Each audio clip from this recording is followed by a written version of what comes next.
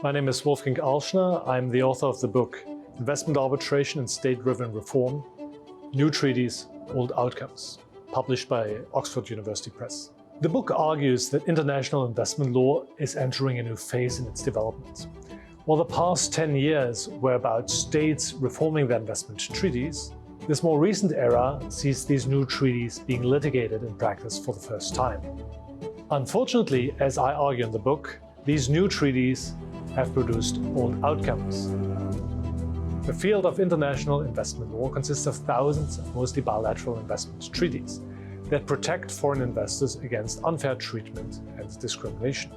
Historically, these treaties could fit on a paper napkin, but that turned out to be a problem, because most of these treaties give foreign investors the right to sue governments before international investment tribunals.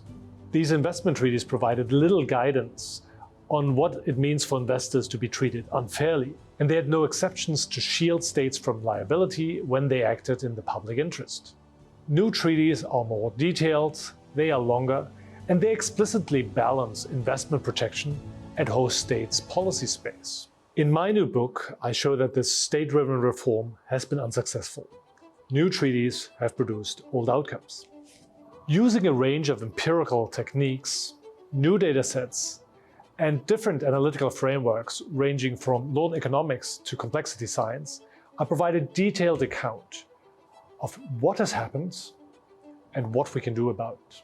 Most importantly, I show that new agreements are read like old ones. For example, I demonstrate how investment tribunals rely on outdated or even overruled precedents in order to interpret new agreements. The reliance on old precedents creates continuity, but in a context where states seek change.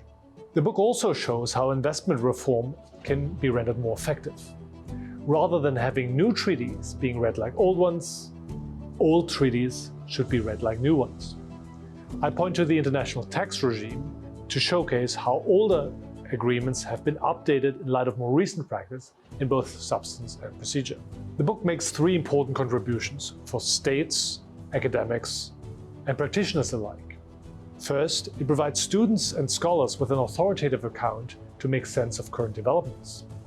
Second, it shows practitioners how to avoid some of the interpretive pitfalls and how to integrate data-driven arguments in their interpretive reasoning. Third, it sets out a path for state negotiators to reform international investment agreements. Leading academics have called the book a must-read. You can get it on Oxford Scholarship Online or order a copy from Oxford University Press.